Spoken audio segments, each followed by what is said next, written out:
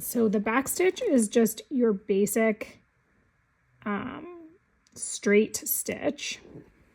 You're going to come up from the back of your fabric and do a stitch length forward and back down, creating one stitch. And then the next step is to go the same distance as before, coming up from the back of the fabric and then stitching back to the original stitch, filling in that space. So you're just going to continue, you'll jump forward the same distance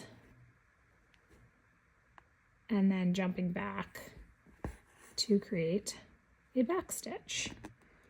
So a few tips for this. There are people who use, if you're trying to get an absolutely perfect spacing between your back stitch, you can use, people will take a little piece of paper and create a little guide. That's one trick. Some people will use a little measurer on their finger to space it. I typically just eyeball it. That works for me. I don't get to. You could, if you are working on something where you feel like it's very important to make sure that you are absolutely perfect, you could go in with on your line and make measurement dots before to help create the perfect back stitch. But those are some of the tips. You will want to go down, pretty much down through the same hole that you came up from, following this pattern, and that creates your back stitch.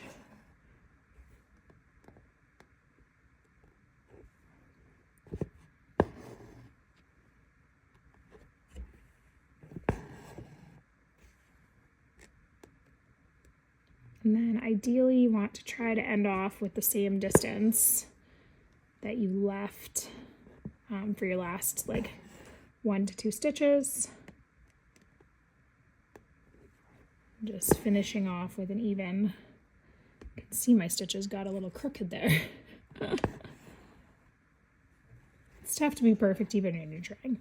Okay, so we've finished our back stitch, and then I'm actually going to jump over to our split stitch. So you can do it in the sequence I'm doing. You can start with 1 strand, go all the way around, do 2 strands, go all the way around using a different color for each, or you can do all of your back stitches and then all of your, but for this tutorial, we are going to do 1 of each section, unless there is a specific reason why I think it's important to show more than 1.